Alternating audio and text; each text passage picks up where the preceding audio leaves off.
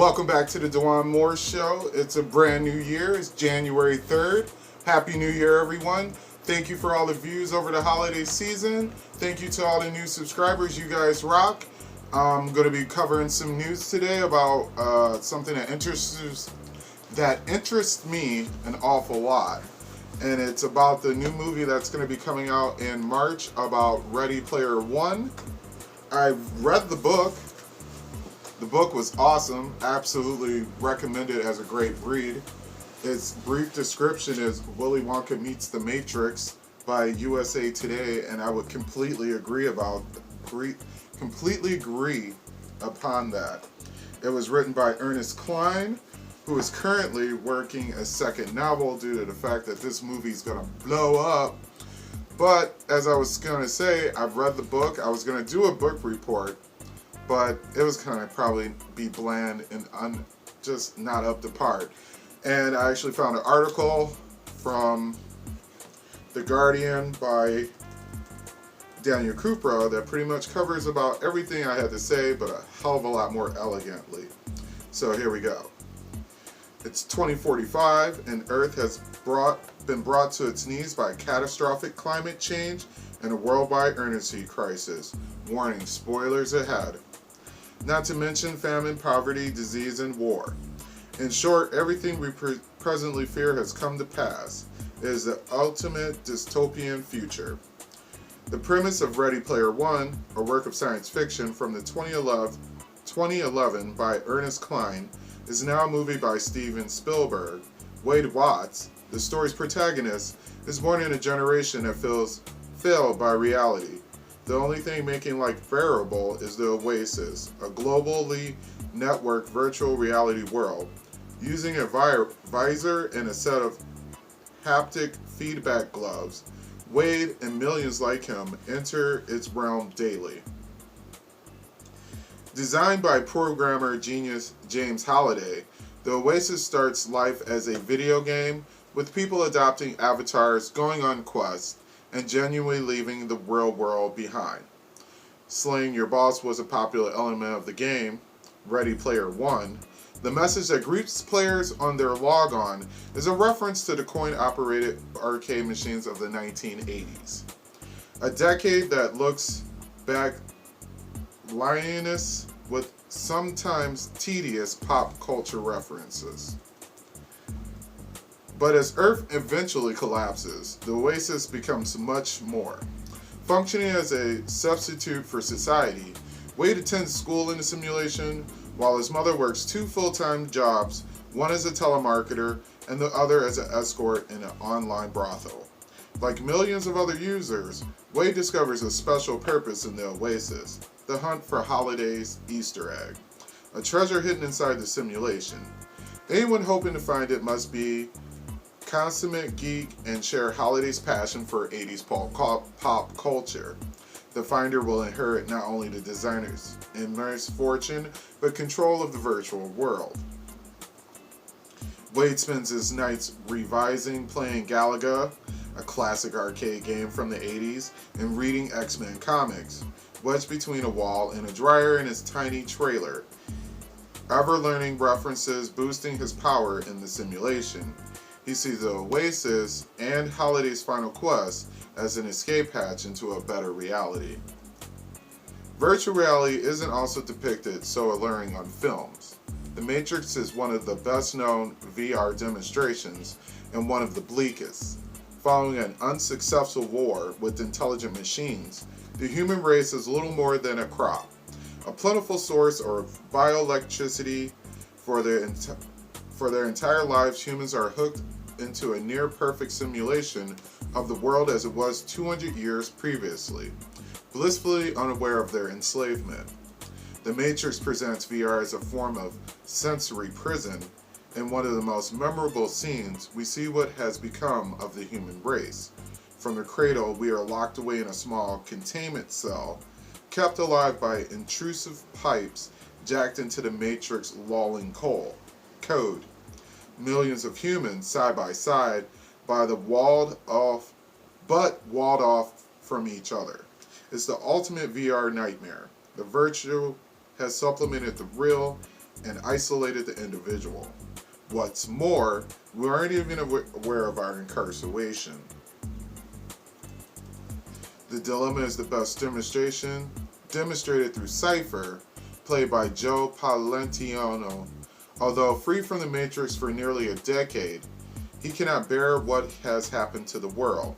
So he cuts a deal with the machines to re-enter the simulation and have all the memories of truth wiped.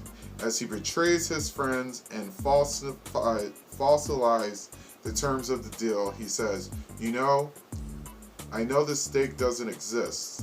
I know when I put it in my mouth, the Matrix is telling my brain that it is juicy and delicious. And after 9 years, you know what I've realized?" He takes another bite. Ignorance is bliss. Crucially for film heroes, Neo, Morpheus, and Trinity resist the seductive simulation, even though the real world is scorched and almost uninhabitable, far worse than the declining planet that Wade Watts seeks refuge from. It cannot be abandoned. The real must be valued above all else. While the Matrix hopefully represents the worst case scenario for future of VR, it is not alone in its negativity. Interestingly, VR is also treated with the same suspicion that dogged video games as a whole over the last 30 years. The spending all day lost in digital worlds is antisocial, morally suspect, and corrupting. The parallels are obvious in somewhat dated 1992 film The Lawnmower Man. Also an excellent movie if you're into the sci-fi. It falls right in line with The Matrix and the soon-to-be released Ready Player One in jogging your idea of something more or beyond this. Based on Stephen King's short story, it stars Pierce Brosnan as a brilliant but quite mad scientist, Dr. Lawrence Angelo, who uses virtual worlds to expand the minds of chimpanzees. When his test chimps turn murderous, of course, he begins experimenting on Job, a man with learning difficulties who mows his lawn. When he research stalls, Alejandro retreats to his basement and spends hours in his VR world, neglecting his wife and various responsibility. The room has unmistakable funk of a teenager's bedroom. In fact, his only real friend seems to be the kid next door, who believes that Angelo has all the best games and comes around to use the VR rig. While the virtual effects look abysmal by today's standards, Angelo's psychedelic simulation pointedly resemble video games, including first-person shooters and racers, and their effect is literally mind-altering. Joe becomes more intelligent, but soon grants him the less desirable traits of telekinesis and murderous rage. The morale isn't hard to detect. Spending your time hiding away and playing games is destructive and debasing. There is no wholesome substitute for the real world. Questionable at best, my opinion. What such films fail to recognize is that while VR attempts to fully immerse its user into an artificial world, it doesn't seem to isolate them. The recent Black Mirror episode, San Junipero, offered a more hopeful scenario in the near future. The elderly escape to the simulated coastal party town of St. Jupiter, where they can relive their youth, if permanently 1987, and connect with others approaching the end of their natural lives. Black Mirror generally offered up terrified versions of future distorted by technology, but here it explores its potential to unite people and create a new type of community. In this usual love story, the main character, Kelly, eventually chooses to stay in the town after she dies, surviving beyond her body by allowing her consciousness to be digitized and uploaded to a server. There she'll be forever young, happy with the ones she loves. The simulation becomes a form of external life, an afterlife that exists not amidst the clouds, but in the cloud. A sprawling data center where the mind of the physically dead are kept alive. At the beginning of Ready Player One, Wade reveals he's watched all 180 episodes of the 80s US sitcom Family Ties. Sitting alone in the dark, watching the show on my laptop, I've always imagined that I'd live in that warm, well-lit house and that those smiling, understanding people were my family. While existing forms of entertainment, literature, TV, movie, games do offer a form of escape, their effect is transcendent and fictional. Wade identifies strongly with the sitcom's characters and their worlds, but seeks something more immersive and substantial. Holliday's original design, the Oasis as an MMORPG, a massive multiplayer online role-playing game. That is to say, a virtual space intended to connect people, not separate them. Similar games already exist. World of Warcraft and EVE Online happen to support large and sophisticated virtual communities for decades. They thrive on human interaction and would die without it. This is the reason why Wade is drawn into the Oasis and finds it so difficult to log off every night. He doesn't escape into the unreal in search of selfish kicks or because the world is just too ugly.